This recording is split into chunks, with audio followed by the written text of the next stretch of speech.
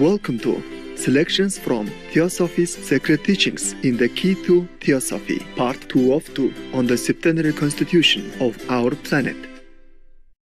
Madame Helena Petrovna Blavatsky, vegetarian, was born in 1831 into a noble family in Ukraine, or Uriane.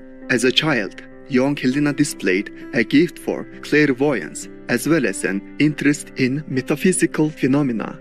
Years later, she traveled throughout Europe, the Middle East, and India, studying with various teachers and Sufi saints.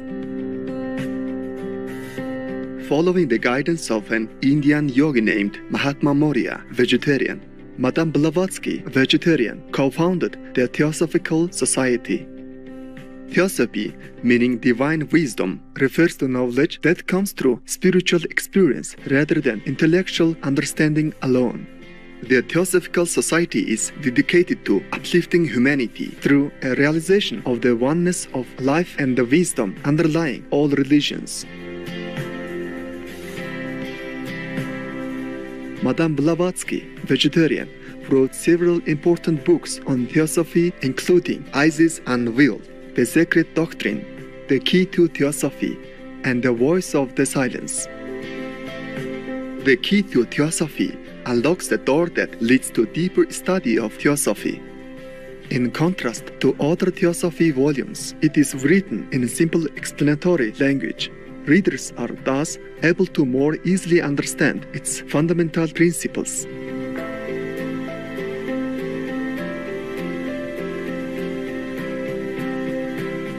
Today, on Words of Wisdom, we invite you to join us for excerpts from the Key to Theosophy.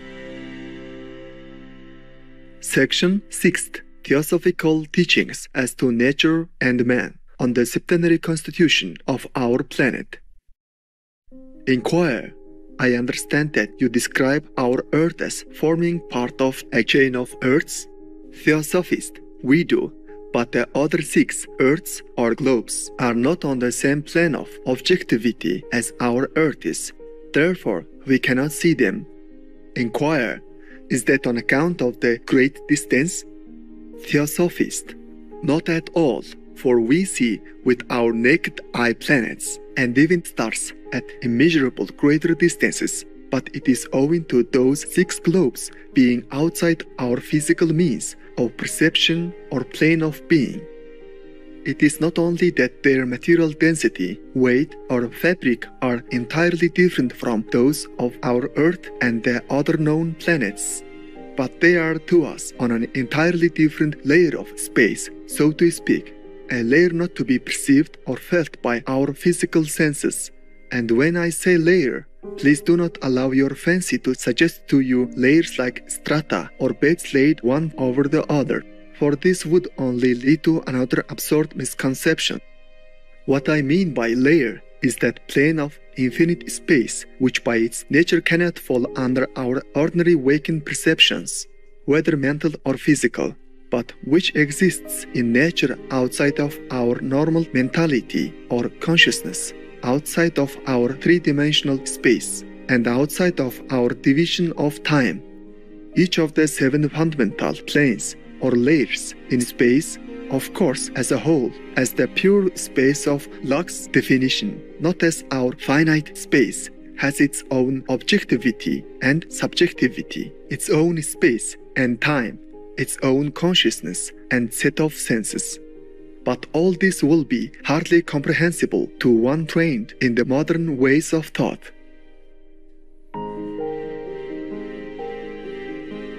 Inquire. What do you mean by different set of senses? Is there anything on our human plane that you could bring as an illustration of what you say, just to give a clearer idea of what you may mean by this variety of senses, spaces, and respective perceptions? Theosophist, none except perhaps that which for science would be rather a handy peg on which to hang a counter-argument. We have a different set of senses in dream life, have we not? We feel, talk, hear, see, taste, and function in general on a different plane. The change of state of our consciousness being evidenced by the fact that a series of acts and events embracing years, as we think, pass ideally through our mind in one instant. Well, that extreme rapidity of our mental operations in dreams and the perfect naturalness for the time being of all the other functions show us that we are on quite another plane. Our philosophy teaches us that as there are 7 fundamental forces in nature and 7 planes of being, so there are 7 states of consciousness in which man can live, think, remember, and have his being. To enumerate these here is impossible, and for this one has to turn to the study of Eastern metaphysics. But in these 2 states, the waking and the dreaming, every ordinary mortal, from a learned philosopher down to a poor untutored savage, has a good proof that such states differ.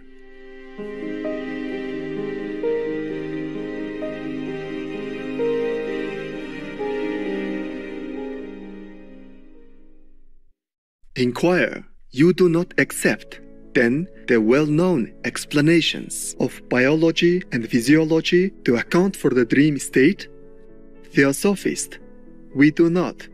We reject even the hypothesis of your psychologist preferring the teachings of Eastern wisdom. Believing in 7 planes of cosmic being and states of consciousness with regard to the universe or the macrocosm, we stop at the 4th plane, finding it impossible to go with any degree of certainty beyond. But with respect to the microcosm, or man, we speculate freely on his 7 states and principles. Inquire, how do you explain these? Theosophist, we find, first of all, 2 distinct beings in man, the spiritual and the physical. The man who thinks and the man who records as much as of these thoughts as he is able to assimilate. Therefore, we divide him into 2 distinct natures, the upper or the spiritual being, composed of 3 principles or aspects, and the lower or the physical quaternary, composed of 4 in all 7.